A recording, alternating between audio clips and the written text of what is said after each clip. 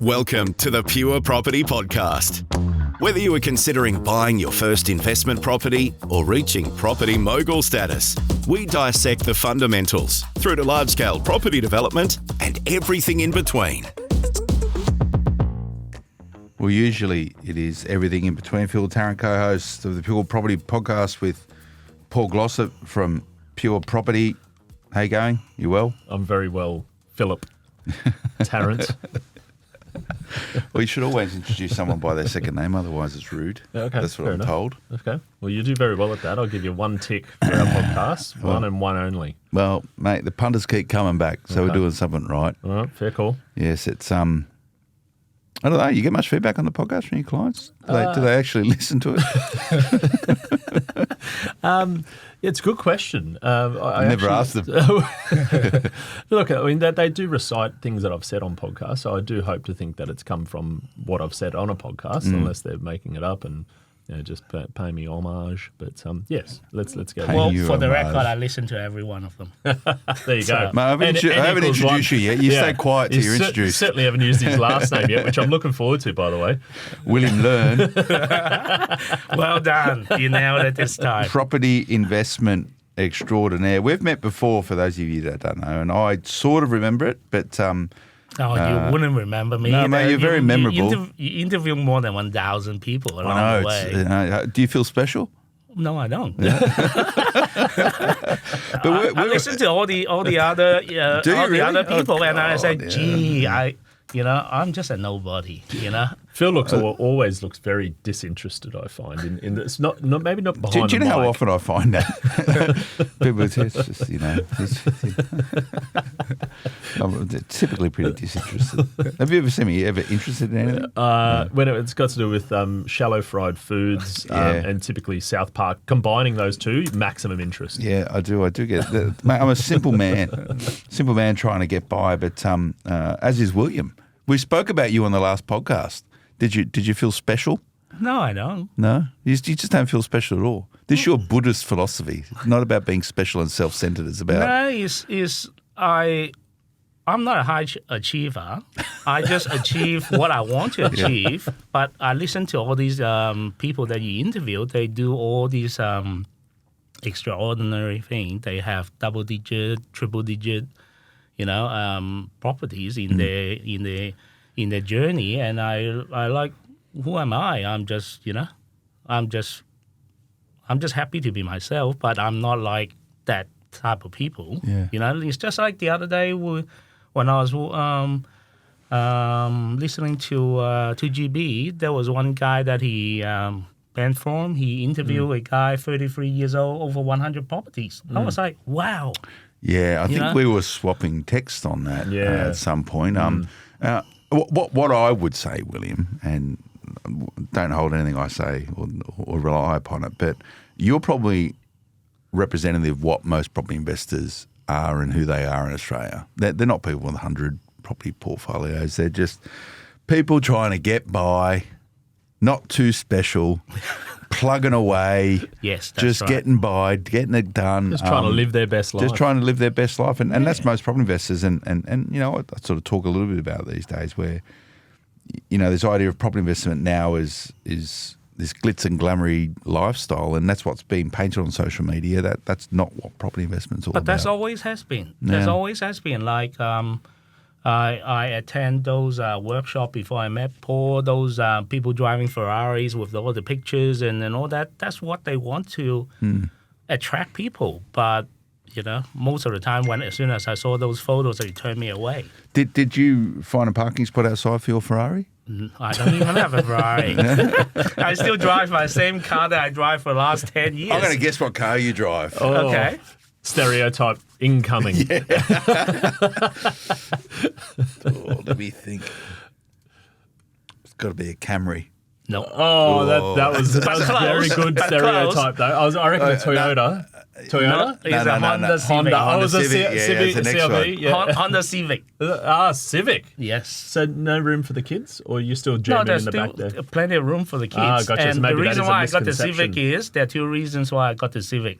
One is I can put my kayak on top is easier. It's not as high, so that I can easier load it up. You're a little bit vertically challenged, I noticed. Yes. You can't say that. Well, I just did. I need to elevate my So seats up a little bit more. I'd like to apologise on behalf of Paul to all of our listeners where, I'm sometimes the opposite. politicians with headroom say myself. that stuff, and that's, But I've got the opposite issue. I'm getting a certain height. That's right. I wouldn't be able to fit in a Ferrari. Not that I've ever tried. Imagine if it's me taking the photo of his book. The shorty Chinese guy holding a surfboard. He'll be in proportional. Can you do that for me? I wouldn't be able to. We'll get a separate. We should do a swap, you guys. So the last time we spoke, thank you for bringing up Paul's book because it saved me from having to do it. And I know his team sort of sends all these points after the podcast saying you didn't say this, you didn't say that, so he didn't talk about his book anyway. But we spoke about his book last time, The Surfer's Guide to Property Investment, The Next Wave, the second instalment edition of it. And the basic thesis of it is property investment can help you do what you want to do. That's Paul right. wants to go surfing. I think it's a bit of a myth, but because other things I know he does. But yours, from what I understand, is to go fishing. Yes, Outside of the important stuff like family and all that sort of stuff. Of course, family comes first. Your surfing is fishing. Yes, you can. And you're 100th best drummer fisherman in Australia, I hear. No, it wouldn't be 100. We actually know someone who's got a record for the drummer. We do. New South Wales record. Yeah, there's a few of those. I think he's probably more like maybe top 10 in Linfield, probably more specifically. Yeah, because no one in Linfield, Exactly. they're doing any fishing. I reckon that's they're a too busy legitimate working. fact. You'd probably hold a record in Linfield. I would dare say. Most drummer. Call to arms, anyone who lives in Linfield, take a photo of your best drummer length. Yeah. Send it in to inquiry@purepropertyinvestment.com. I'm happy to poll it, and we'll see if what's your PB, by the way? PB is 56 centimeters. Okay, 56. That's not That's a bad. large pig. Yeah, that's a big pig. That's a big pig. Sorry for boring anyone who's listening, particularly those who aren't interested in fishing, but anything north of 50 for a black drummer, Yes. Australian black drummer, especially if you're getting it off the rocks, that's a big job. We're using weed. You're a weed man. No. Kanji, Just- peeled prawn, Kanji. kanjavoy. Yeah. Look at that. We're So going your deep. surfing is fishing And Outside. martial arts. and martial arts. Yeah. Go on. Yeah. Like What's- Tai Chi stuff or No, it's just a Chinese martial art Stereotype. called Wing Chun. Wing Chun. That's what I meant. Wing Chun, because Wing Chun is the dragons and stuff on like Chinese New Year is typically Wing Chun Nah, academies that do it all. Oh, probably they do. Oh, that's what I thought. Probably That's they do. The Yeah. people I know that a do lot it. of all those commercial Yeah. schools, they try to Yeah. do promotions and marketing during all these festivals and all that. Yeah. They normally do the dragon, from what I understand. Yeah, but I don't do dragon, I don't do tiger, I don't do nothing. What do you do then? I'm not a showboat person. I should actually put a mask on now. You guys got the Preserves video it recording. just in case. So how do you practice Wing Chun? I have my own studio. Okay. Yeah, non-profitable organization because it's never make any money. Is that a Well, tax- you is that a tax actually dodge? have it as a not profit. Well, I could never make money. Yeah. So it's deemed to be a non-profitable, right? That is a definition. Can't make profit or not for profit. Can't make profit. Yeah. Can't make Maybe profit. that's it. CMP is not non for profit. So your background is Chinese. Yes. Chinese mainland or Hong Kong Chinese? Hong Kong Chinese. Hong Kong Chinese. Yeah, political terms, I should call myself Hong Kongers. Hong Kongers. Yeah. Where in Hong Kong were you born? In Hong Kong Island. Yeah, okay. I've been living there for a good 13 years, North Point. Okay, very nice. I once had to spend a week in a suite at the Ritz there in Hong Kong. It was horrible. highest pool in the world. It's on the 106th floor. When I was in Pretty Hong Kong, cool. I was only go swimming in a public pool, Yeah, and you okay. don't want to be there. No, you probably don't. I do like Hong Kong. You missed a very, very immediate opportunity to give him grief there, by the way, William. I Phil should've. throws out these, No, I can't. He's It's at the genuinely beginning. fishing there. Yeah. They've been given a hard time.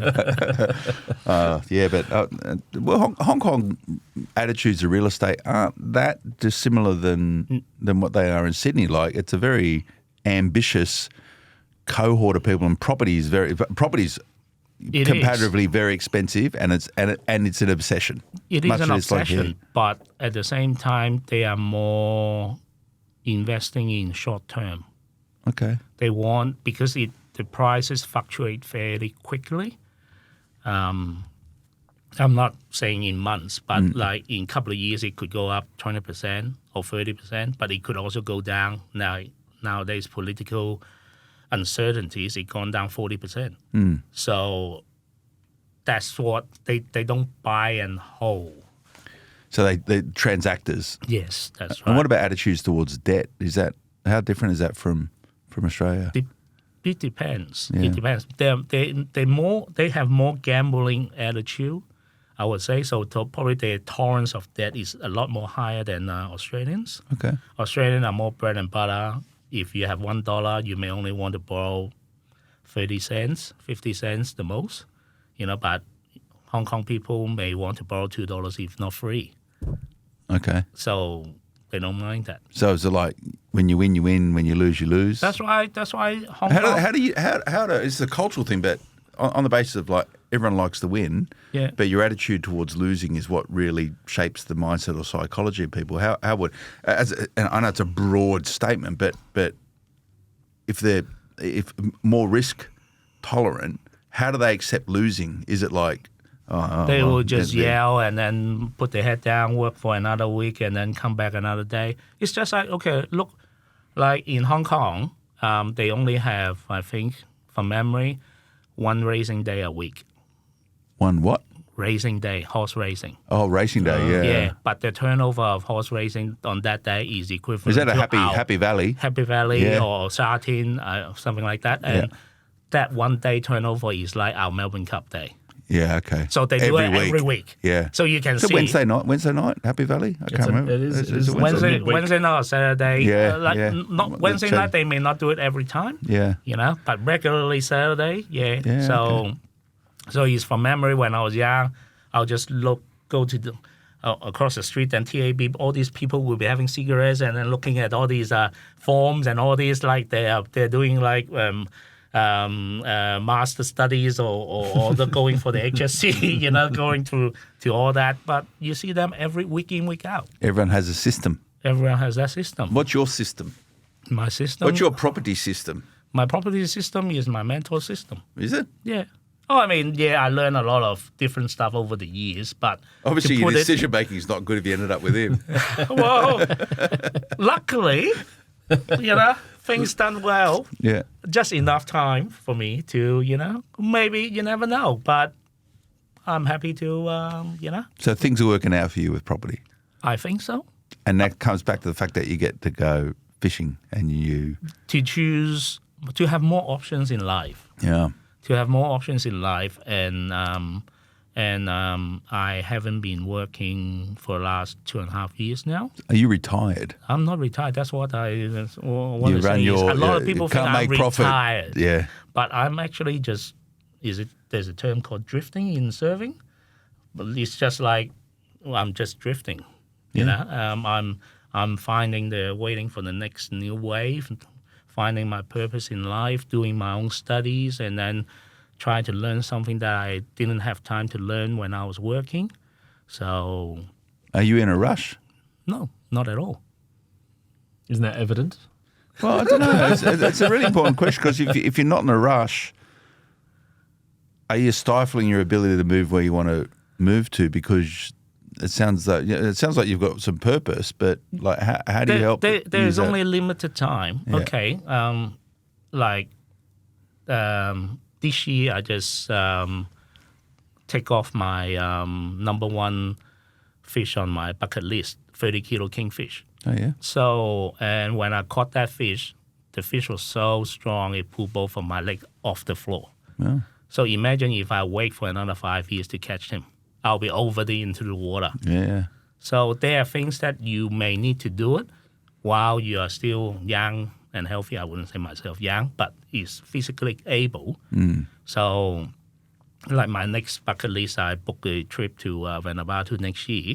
Is my 30-kilo GT and 30-kilo dogtooth tuna. And both fish that require a lot of physical strength to do it. So I have to do some training and all that to be able to battle those monsters. So that's a video William sent me 2 years ago of his 1.5 meter cobia. Oh, that's the first one. I didn't target cobia. No. It was just when I was going for snapper when I was doing a slow jigging. That's a good bycatch. It was a good bycatch. Took me 55 minutes to bring it up. That was a monster. Yes, that's right. what do you do with the fish when you catch them? I release most of the fish I caught. So I keep enough for my family to eat. Yeah. Because nowadays all these fish you get it from the markets and all that, they are all farm. So they're not as healthy. Where'd you get your 30 kilo kingy? A very remote place called Three Kings Island in north part of New Zealand. Yeah, okay. So I had The Bay of Islands up there? No, even further. Really? Bay of Islands, Kalamando, that's where I went. I've been fishing in New Zealand for the last 10 years. Once I got the permission from my wife. And so I go there once a year. But over the years, I keep catching 15 to 20 kilo fish. I want to crack a 30 kilo mark before I'm 50 years old. Yeah. So I ask people, where can I go to catch 30 kilo kingfish? So then they say, point me Three Kings, but it's rough. Yeah. And it's far, it's remote. So how far is it? Get off from Auckland Airport. I have to drive 6 hours to a place called Manganui. No, Manganui. And then from there, I launched the boat, the charter boat. Then it will be 12 hours ride. Whoa. To Three Kings Island. When during that 12 hours, you see nothing on the horizon. Jeez. And all of a sudden, you see some islands popping out after 12 hours. If you tell me there are gazillas there, I would have believed them. Is there habit? Like, is there a little fishing shack there and you stay there? Is that what you do? Or? Yeah. We stay there for 5 days. Yeah, okay. Yeah, with people from different parts of Australia. Holy mackerel! That is way. So you do this by yourself? You don't? No, for that kind of charter, I can't afford to do it by myself. Yeah. So I usually, my friends, they wouldn't want to dare to go for those extreme fishing. So I contact those charters and then I say, I'm by myself, but I'm a keen fisherman. If you guys have anything like someone do a group, but they only have 4 people or whatever, I'm happy to slot in. Since time is not so much of an issue at the moment. I'm flexible. And this comes back to choice. Yes, that's right. Choice. So then as soon as they tell me, yes, I've got a spot available, then I'll say, yep, book me in. And did you catch the biggest fish on the trip? Yes. and I was the oldest. Okay.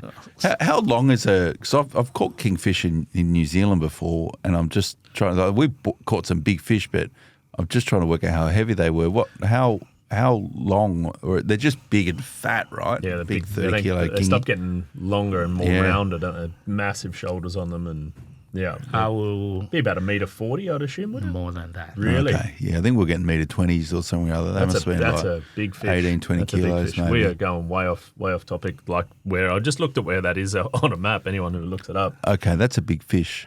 Give us a look. Holy man! How do I know that's you though? It's covering your face, man. I've got a video to prove it. I've got a video to prove it that I tipped it back to the water. But we're we are on topic because this is about the why, right? Yes, it's always start with the why, just like Simon Sinek's book. Yeah, and property investment is just a utility. It is for you. It is, and that's all we're talking about. It is. A lot of people get caught up in overcomplicating it. Discussions it's like, but it's in many ways a moot point. So. But also at the same time, I find, during all these years, I've been telling people how great property is, and trying to introduce them to Paul. The success rate is less than 10%. But a lot of them, the why is they don't want to put in the extra hard work. They get caught up during the day with their daytime work. They are not mentally or physically ready to take on another challenge, even though they may be financially ready. Okay? And they didn't want to do any additional studies. Like, for instance, Paul, how many of your clients, if you do a questionnaire to them, have actually read your book? Yeah, it'd be 1 in 50, I'd say. That's right. At best. That's right. Yeah. You know, I told people to get your book, listen to you guys' podcast, start to get into the rhythm to understand, you know, because all of a sudden if you tell someone to buy a $500,000 property, they will get frightened because they think that I'm already in a big mortgage with my own home, blah, blah, blah, blah, blah, uncertainty with all this economy, with work and all that. They may not want to take that step. Sometimes people, they have that luxury to do it, but then they say, oh, why bother? I still got my good enough job. I would rather just go overseas holidays or whatever. Why bother to do this? Because they live in a very well laid-back country like Australia. So a lot of things that the problems are first world problems, not the third world problems. Like, for instance, last year, me and my wife, we went to Sri Lanka to do some charity work, remote locations in Sri Lanka where the villages, their water resources are contaminated by industrial activities. So those people, they couldn't do anything about it because the government is so corrupted. The water is contaminated so that the kids have teeth issues, losing hair, kidney issues, and all that. So they struggle to survive. But we are not really struggling to survive in Australia. You know, so that is a different mindset. Well, it's important to put stuff into perspective, and it's easy to say that to Australians, right? Going, well, you've got it pretty good here. You should see where it is in other parts of the world. We're top 1% of the world. But most people just go, that's nice to say, but I'm struggling here, so it's irrelevant, right? But again, it's a mindset thing. And this learning philosophy that you have you always had it, or property's given you personal permission to actually have more of a learning philosophy and a sort of a different aptitude or attitude towards it? I struggle early days of my life. Yeah. I struggle through my unis, work, and all that. I picked a subject that I didn't really want to do, and I choose the work that I didn't really want to do. So luckily, I met some mentors in my life when I was in workforce. I saw them, their success, and why they succeed is all because of properties. So then that gave me that tick. Then I said, okay, if I could do that, maybe I've got a better chance to get away from this rat race or that kind of, miserable, I'm grateful that I actually had no issues finding work because construction has always been, booming for the last, 20, decades. 30 years, so I never had any issues to find work. But at the same time I didn't enjoy my work. The reason I didn't enjoy my work was because I was in project management, finance, about controlling it. So in essence, if a project costs $1 to do it, then your boss wants to do it in 80 cents. Then your subbies, when you sublet out, they want to get it from $1.20. So I'm always get caught in between. The meat and the sandwich. Yes, that's right. It's not even my money. Yeah. So people are arguing and I guess going back to, for the listeners to give some context here, so you and I, William, we first met 2016, 2017. Yes, and this was, you were right at the peak of your working. You were a corporate career. You'd spent time, you'd been decades in working. And also by the time you came and we had our first conversation, you'd already had, I think, one, possibly two properties, maybe probably three. Two to three properties at that time. And I know at the time we intentionally spent a lot of time back and forth, not just one meeting, but over the course as we bought property, reviewing that was the why. And the why wasn't, you didn't necessarily, I don't know if you had this full passion for fishing at the time, but that's definitely evolved. And these other things, the charity I have work. Full passion of martial arts. Martial arts, and that was since day that was one. and fishing is I pick up along the Absolutely. way. And I think when it comes back down to your question, Phil, is that, and probably a big point with William, and I think it's evident in the way he talks, the way he thinks, the way he acts, is that he's never been in a hurry. And I think that's probably been the secret to your success. Is you it's did a set secret times. to everyone's. Like I said all the time, people who are in a hurry, sometimes they get there. Yeah. A lot of times they don't. And I call it strategic patience. I've never been in a hurry, I've just That's why you're plug successful. away. Well, maybe. I've still got some way to go. But do you think you've been lucky? Yes, I have.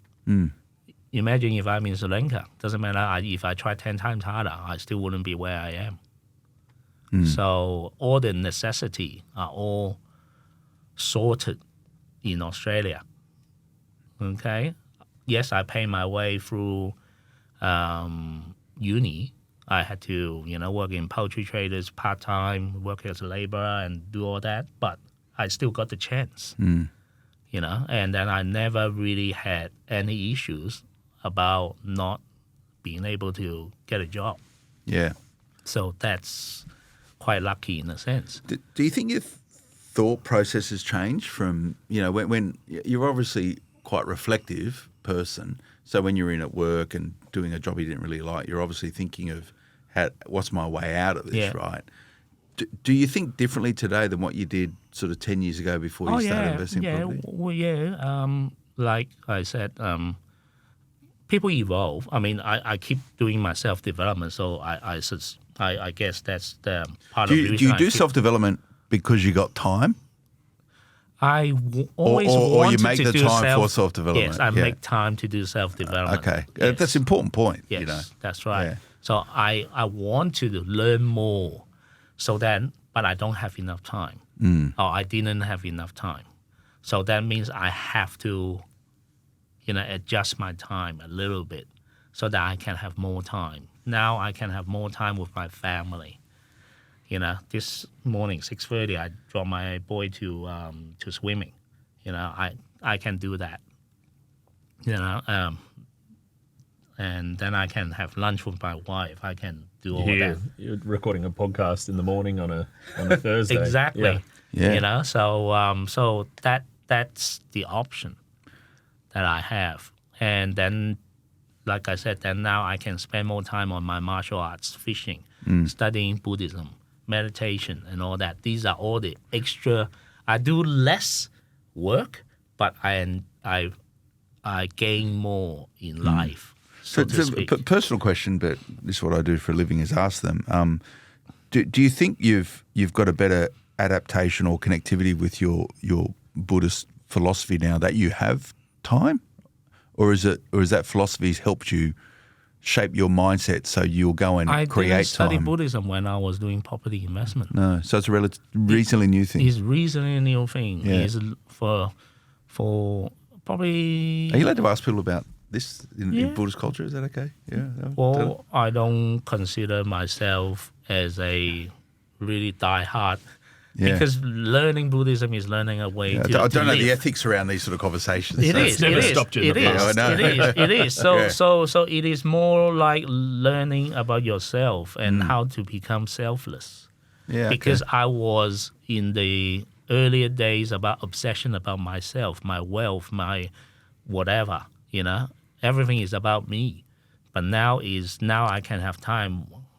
I can give more to my family. I can give more to my other people that they need my help, and at the same time I can enjoy more because I put myself in a position that I'm in a less conflict environment. Whereas before when I was working, I was always in conflict. Yeah. Always arguing about money, arguing about you done development. Time is the essence. Why didn't you do this yesterday? Why didn't you? Now all the project is delayed. Delay costs time. Everything is about time and money. But essentially, I got paid. They took my time to deal with their money. But it's not really my money. So I get controlled by time. Okay? But now I can control my time more. So then that's why I have time. And luckily enough, I find a way to learn other new stuff. Yeah. It doesn't have to be Buddhism. It can be, it can be Catholic. It can be any other religious. It's just. Besides, I'm not really a religious person anyway. It is more like a self-discovery. Yeah. So I don't really consider Buddhism is religious either. So you have time now, which is what most I have a little bit more time than before. Which is what most property investors, I understand, chase. Even they may not chase it. I ask my other people. No, but most. I think eventually most property investors come to the realization that what they're doing gives them time. And how they choose to deploy or use that time, it's that's very, their very picture different. in their mind. Yeah. But are they willing to sacrifice what they've got to get more time? Well, this is the mindset piece, right? It is. It's the key. I mean, a lot of people, they question me. Even my parents question me. Why you stop working? My parents, they don't know about my finance. But maybe other people that know about my finance because everyone knows about it now. I try to build a picture for them to come to you to see you. Then say, but why don't you keep working for another 5-10 years? Then you would have more. You would double up your portfolio more. But I said if I spend another 5-10 years working in that environment, I will be more stuck into that hole. I wouldn't be able to catch my 30-kilo kingfish. I wouldn't be able to, do well, other what happens bits. when you catch your big GT? What happens when you catch, there's always going to be something... back into the I know, water. but, philosophically... The memory is always there. But what's going to be next then? You're chasing something. Then when my physical is not able, I'll be looking for a bigger bream or bigger... Or I may... if I take off all the lists, then I'm not chasing next anymore. hobby. Yeah. But there's... Throughout our time knowing each other for 7-8 years now and building a very strong property portfolio, seeing that grow, allowing time, patience to then eventually sell down, create cash flow, buy different assets, which then has allowed you the last 2.5 years to go off and then figure out this next phase in life. The big thing that I've known is that you've always been someone who is A, wanting to understand more, B, wanting to have a plan, but C, the challenge I find is a lot of people who get those first 2 steps ticked off pretty well. They have an ambitious outcome that they're trying to achieve. In your instance, it's time, whether you use the time to explore new religions, to fish, to do whatever it be, lunch with your wife, time with your family, etc. The patience part is key, but the action part before the patience is typically where most people who spend a lot of time getting educated, that's where they find this infinite brick wall where they just don't take action. And it's typically, and I think in your instance, when you've got a lot of friends, ex-colleagues, colleagues who still were work colleagues, who are on good incomes, who have long, illustrious careers, who have a principal place of residence that have already bought with tons of equity, borrowing capacity, all of the tools to actually get started. But to your point, they're like, you know what? I'm happy just putting in my 50 hours a week. Because they're not prepared to sacrifice their luxurious lifestyle. That's the word. But for me, why I think I can do that is I've never been a spender. You're a Honda Civic guy. Yeah, that's right. So even though my income now is nowhere near as high as what I used to be, but if you take out all the debt, take out all that, because before I had to try to pay down my house, and then when I was finished paying down my house, I gave you a call and say, now is the time to aggressively pay down your investment. So I start doing that. So then I reduce my LVR now to 30%. So that's the reason why I can do that. So I think we need to talk about your portfolio, William, because we've had a very... We've gone through almost the whole episode without talking... No, but it's important. It's been a very philosophical conversation, and that's all very nice. Some people just go, yeah, whatever, I don't want to do that. That's not enough. Or some people just go, I want to be that guy, right? Like horses for courses. But you've been able to manufacture this environment that you have through property. So there needs to be a match between the portfolio that you have and what this provides. Like I could be sitting here going, oh, you're going to need 100 properties in order to create or manufacture what you have, or it could only be 2, and it comes down to mindset and your attitudes towards spending. When I tell you the figures, so I want to know the figures. When I tell you the figures, most of the people will say that's BS. It can't be, So, well, let's go through it. What's the valuation of your portfolio? How many properties in there? Just it doesn't matter. 9 properties. There's 9 properties. Okay. And where are they? Very quickly. Sydney. Yeah. Hobart. Yeah. Queensland. Melbourne. Okay, so good spread. Houses. Units. Only one was the first one I bought with my wife for us to live in there. Yeah, okay. That's the worst performance. And you have a principal place of residence as well, Yes. or is that encountered in the 9? No. So and plus a principal place of residence, which is paid off. Paid off. Okay, and a suburb of Sydney somewhere. Linville. Okay, so it's not a cheap should place. I say Chatswood? Oh no, but you talk about Linville already, so it's okay. Are you stereotyping there? No, I'm You not. can't do that. Because most of the people think Chinese people live in Chatswood. So I also think you're South in African people live in Linfield. Yeah. Yeah. So okay. So I'm assuming your principal place of residence is worth at least a couple of $1 million, right? That's whatever. Yeah. Couple. Okay. Yeah. Yeah. Okay. So 9 investment properties. We'll concentrate on that in all those different areas. Most of them houses. Where's the unit? Chatswood. So it's actually in Chatswood. Yes, that's One of those. Like where in Chatswood is it? Like in the centre of Chatswood, or out a little bit? Is Mercedes-Benz? Yeah. Off Pacific Highway. So a red brick.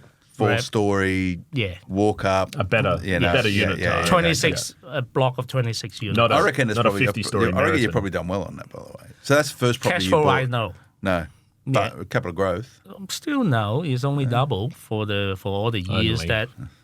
But look at the property but that. see, this is All right. Yeah. Okay. So 9 properties. So total, not counting your principal resident, total valuation of your is investment portfolio. 6.5. Okay, 6.5 million total val. Yeah. And what is the equity position on that? How much debt have you got on it? LVR is 30%. Okay. So about 2.5-ish. 2.5, 3, something like that. So what do you want is $2 million in debt, right? Yeah, $2 million. So you got $4.5 million in equity. Yes. At 32, 3% LVR. 30% LVR. 30% LVR. Okay, nice portfolio. But is a sort of like a below average in all your other interview people. Mate, it's probably one of the biggest portfolios in Australia. No, it's not. It is when you put it in the From a perspective. percentage perspective, it'd be a top 1% for sure. Yeah. So what's the positive cash flow? Probably about I would say about close to $80,000 a year. So after everything said and done, before tax, it gives you about $80,000 in your back pocket. Okay. A lot of people think that's not enough to spend nowadays, but actually it's quite comfortable for me. And are you paying off debt as you go here as well? I actually, tell you the truth, I haven't used any of these. I use these because I'm still using my savings that I've got for the last 2.5 years. All of these are tipping to all the properties so that I can pay it down even more. Did you quit work or were you made redundant? I quit work. Okay. And you just had savings? Yeah. Okay. Yeah. With the approval of my wife. Yeah. That, finally she said, you don't have to deal with that asshole anymore. So. Okay, fair enough. There's always got to be a catalyst. And you have there? money sitting in offsets then? Yeah. So I have about $300K sitting in offsets. Okay, $300K in offsets, which takes your debt position down to about 1.7 and you're paying interest on. Yeah. Thereabouts? Yeah. Really simple math. So you're paying on $1.7 million. Manageable. Yeah, but not living in a luxurious, like I can't go to Hong Kong, that swimming pool, It's pretty good. I don't doubt it. Take a look. It's pretty good. Yeah. I don't. So, but I'm a modest man with modest income. I'm happy. I'm a modest man. I got the rust cut out of my car the other day. I'm a modest man. No, just made me think. Recording. Imagine he would record this on the top of that infinity pool at the top of the Ritz, saying, just a modest Got the rust cut out of my car. Just a modest guy getting the rust cut out of my 94 4Runner. I want to give some sense to it all, right? There's levels of like modesty is an interpretation of what's important to you, right? It is. It is. And that's all it is. It is. So how much do you spend on fishing tackle? Not year? enough. Really? These are the hard questions. By the seriously, what do you have a budget for fishing tackle? I only buy stuff when I break them, and I hardly break them. He's a good So, fisherman. most of my lure, fishing would tackles you are actually secondhand anyway. Yeah. Because a lot of people, they bought it brand new, and then after a while, they try it, they didn't like it, then they sell it. So for me, that's okay, because anytime you put it on a boat, you've got bow marks, rash mark, and all that anyway. So I don't really mind. So, $80K, so that's your salary. Yeah. Is your... Don't tell my wife that. Otherwise she'll be asking. Does she still work? She works. She works okay. part-time because she found her... Lucky for her, she found her purpose in life.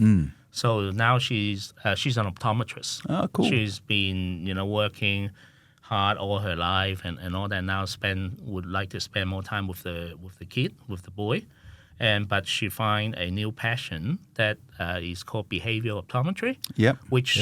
Because nowadays a lot of kids, they've got problems looking at the phones. Their coordination is just with their fingers, not with their hands or not. If you throw them a ball, they can't catch them.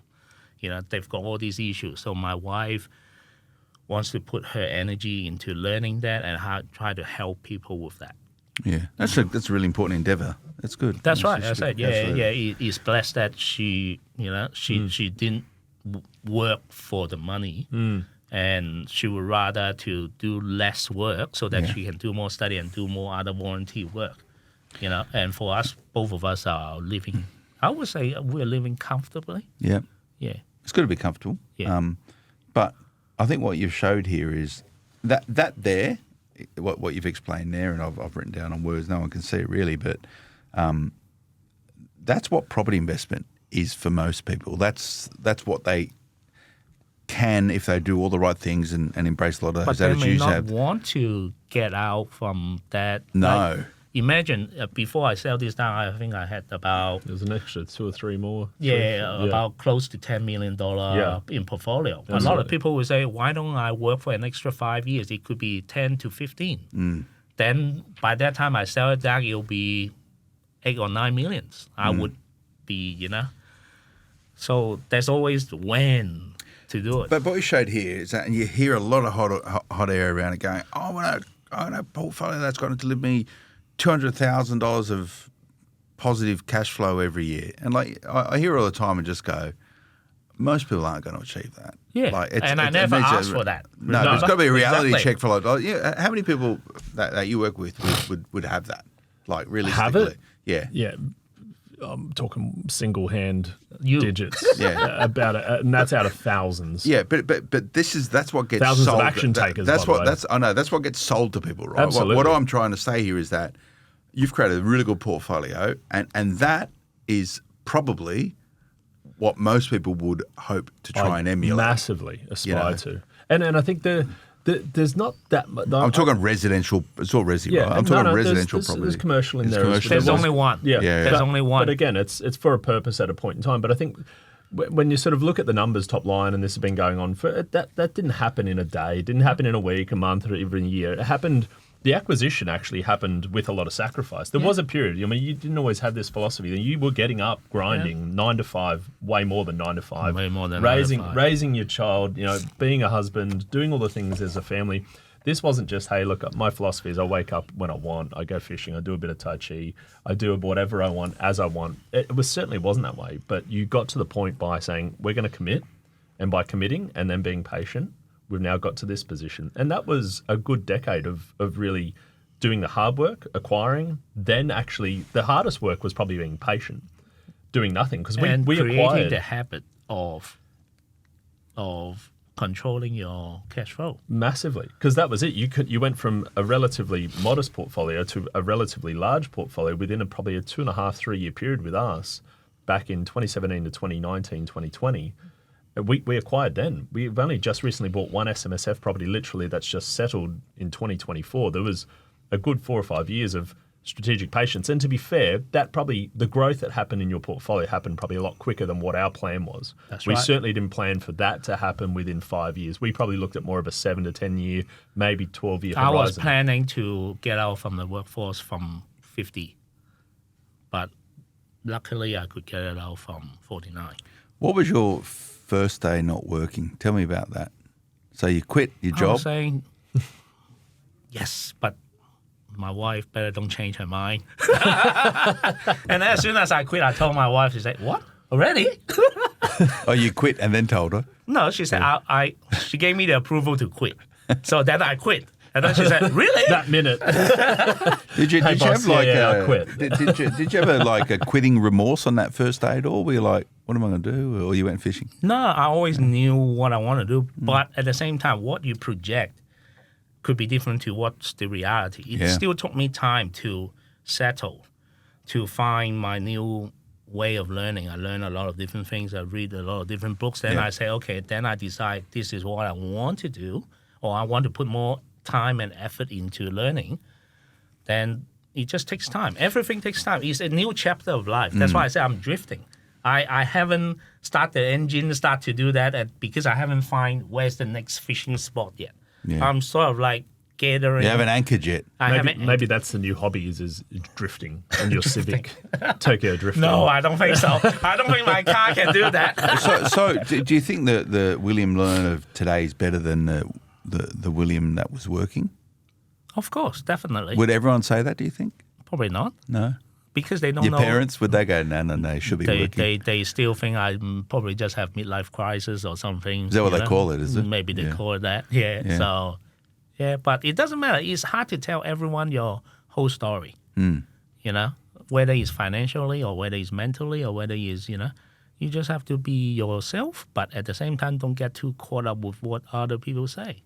So you're obviously very humble, and you won't say a lot to people if you feel as though they're not really interested or investment. However, you're happy to share your story with people who are.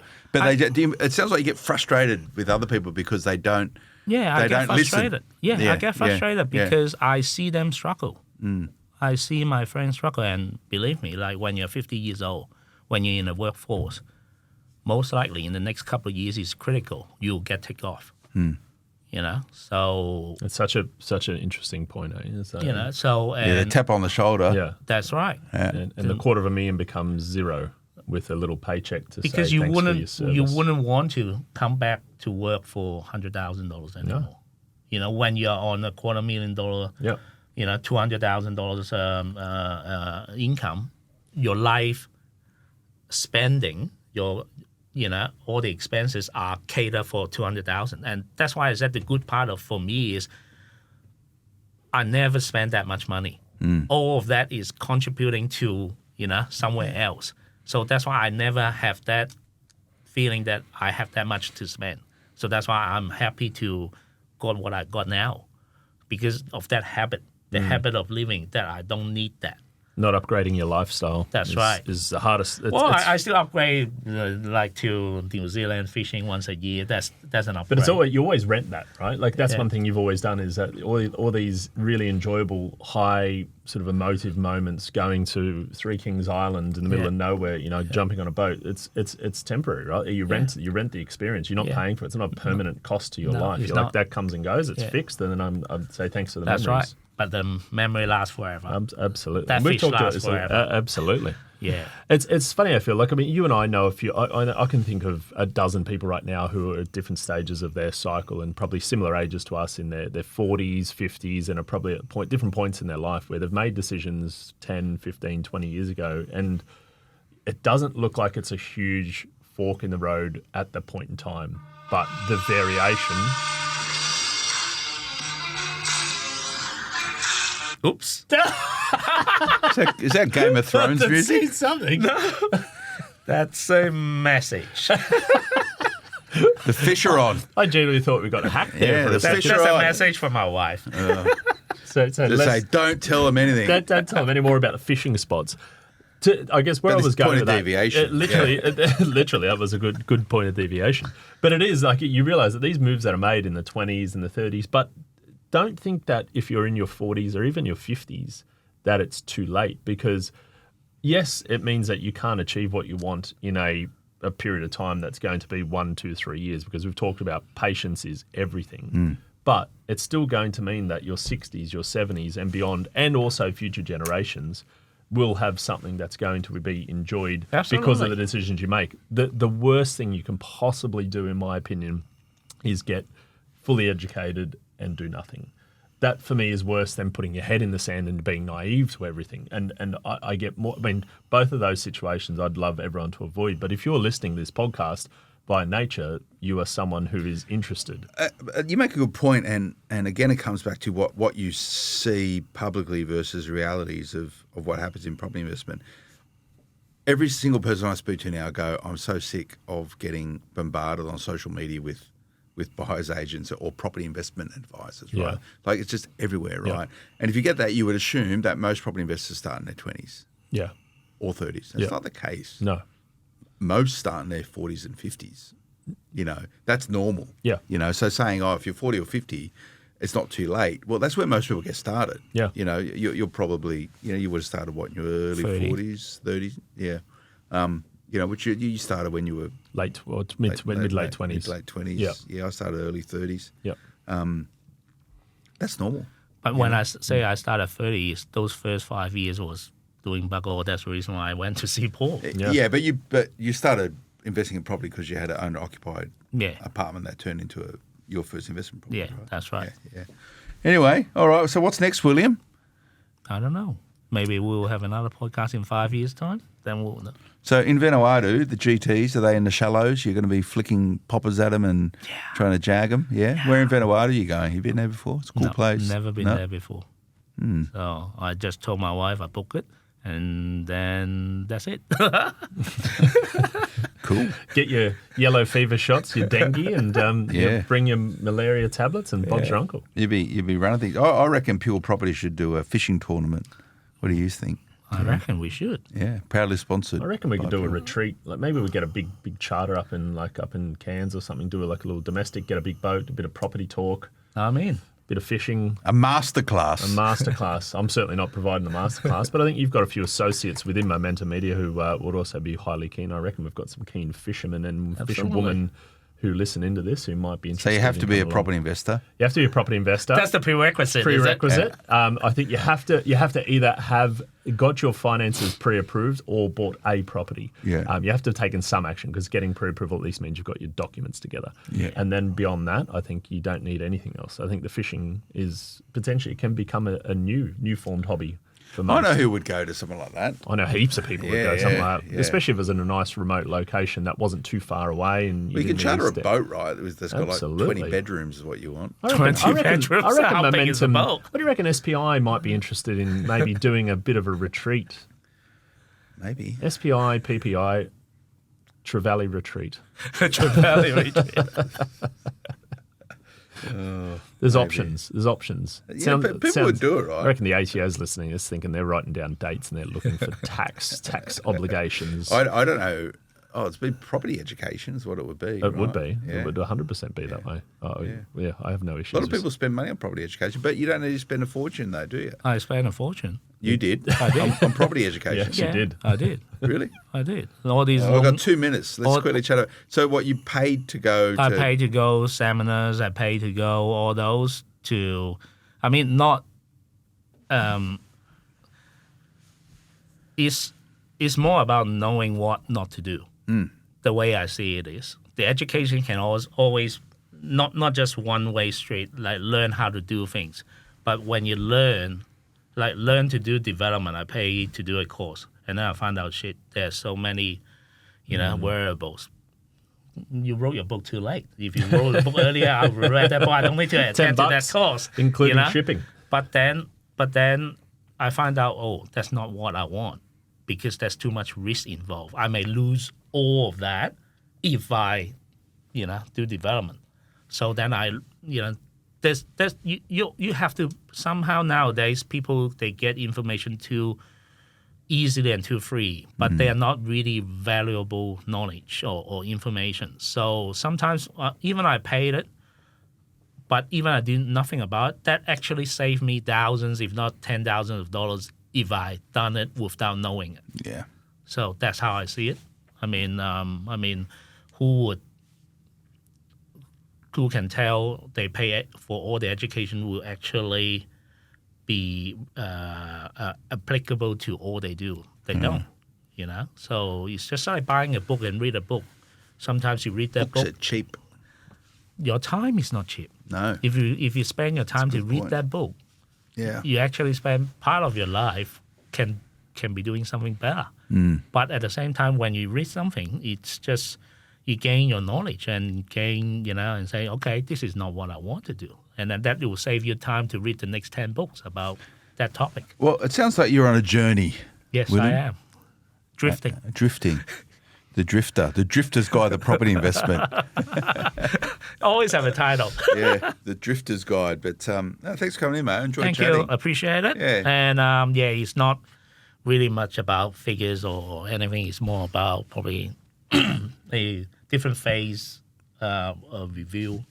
But the most of the stuff that Paul and his team does, probably as a percentage of the process, is the what, like how it happens, right? But what we're talking about here is the what and the why. And that you got to start there and end there, because that will dictate and determine. But the team is also important, because I still constantly review my status with Paul. That's how we bought that self-made superman property, because I told Paul. I imagine a lender won't give you any money, will they? No. Because I can say it now, because I'm no longer with that bank. St. George Bank, for that self-made super fund, the original property that I've got, they charge me 10.15% interest rate. Wow. They just don't want my business. And I can't tell them to refinance because I haven't been working. Yeah. So then I asked Paul about it, and he said, well, we can just get rid of this property, pay off that loan, and then use whatever. Then we can buy a new property. And we had that conversation in February. Yep. And I said, okay, I'll act on it. March, start putting on sale and do all that. That's the action part. That's the action part. And then we just bought that property, and now it's all settled. Yeah. So you bought in Perth? No, Melbourne. Oh, wow. So there we go. Yeah. Crazy. So, Good. oh, should I say that? Oh, absolutely. There's no secrets. Yeah. So Which suburb? Which suburb? Melton. Anyway, we're gonna go. William, good to see you, mate. Thank you. Best Thank of luck. you so much. It's good. You got something worked out. I wouldn't say worked out yet. I'm not dead yet. So. Yeah. Drifting through it, Paul. So- we're very close to Christmas. Very close, very close. For those who want to bundle up, they can grab a Surfer's Guide to Property Investment, the next wave, stocking stuffer. Put it Be in prepared. put it in your partner's stocking if Put it in your partner's stocking. If they're the handbrake on property Motivator, investment. absolutely. Yeah. Get it going now, though, because if you don't, I can tell you that we are going to be stopping orders, I do believe, in the next 4 weeks prior to Christmas, so we don't have issues trying to distribute up to Christmas. So you've got November. Book it now, purepropertyinvestment.com. There's a order tab right there. You pay for the shipping. I get it in the It's post. probably not a bad gift for a reluctant partner. I actually think it's a good gift for the 18 plus all the way through to like the 30-year-olds. For those who've got kids for who are your thinking kids. about it, to be honest with you, that's a lot of... You make a really good point indulge there. a bit there, Yeah, but you make I'm a really honest. good point. I've got feedback, and I stopped doing it. Like, this is years ago, probably 7 or 8 years ago. And I went, Phil, we really like the podcast, but you don't need to swear, mate. Like, I'm not a big swearer anyway, ever on air. Yeah. But like, I might use an S word or something or other, right? And they go, we really love the podcast, and most because we really like you guys because you don't swear a lot, or at all. And the reason why is because we listen to it as a family in the car. Yeah, right. And like, you'd be surprised how often this happens. So a mum and dad will put on this podcast driving away on a holidays.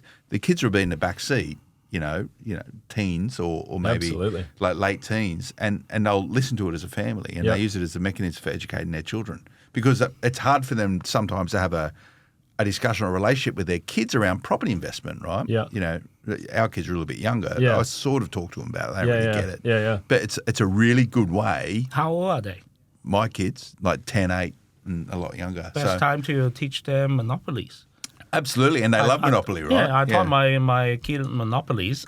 He loves the challenge, but he always failed because he couldn't manage cash flow. Yeah. And then, that's good. So first book I gave him to read is called Principles by Ray Dalio. Yep. The kids version. So get him to be more educated, be more about how to think properly. Next book will be your book. And hopefully he gained enough experience. He'll ask you for experience later on. There's one on the shelf here. You don't have to order your own, but for those who are listening, jump onto purepropertyinvestment.com give it to your order kids. their Give own. it to your kids. I think so. And then you're going to $10. You're probably going to stop this cycle of going, it's impossible to get into the property market for young people today. But guess what? The cycle will always be there. Yeah, absolutely. Every generation, there's only a certain percentage of people can do that. Yeah. It's just history Mindset. will I always get repeat sick of itself. talking about it a little bit personally. It's just like reading the book called Poor Economics. It's just tell you it's just the mindset of those people. What's it? Last question. What's your favourite book?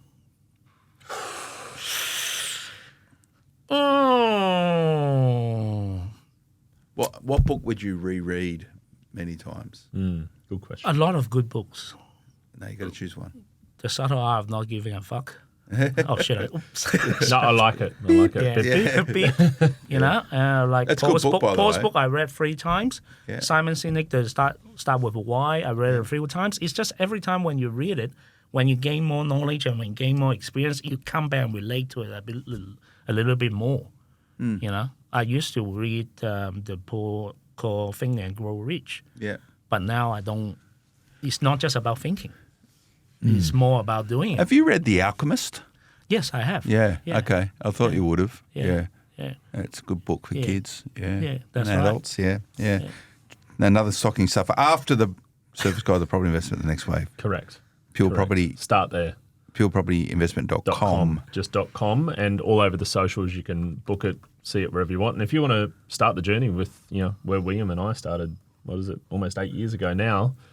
8 years seems like an eternity. It also seems like a very short time in property, but it started with that first meeting that we had eight long years ago, and here you are, becoming a drummer and GT master. Not a master. All right, we want photos. I want to see photos of the GT. William Leung. I'll try my Thanks best. for coming in, Paul Glossop. Thank you, everybody. Nice one. Good to see you again. Thanks for tuning in, everyone. We'll see you again next time. Until then, bye-bye. The information featured in this podcast is general in nature and does not take into consideration your financial situation or individual needs and should not be relied upon. Before making any investment, insurance, tax, property, or financial planning decision, you should consult a licensed professional who can advise whether your decision is appropriate for you. Guests appearing on this podcast may have a commercial relationship with the companies mentioned.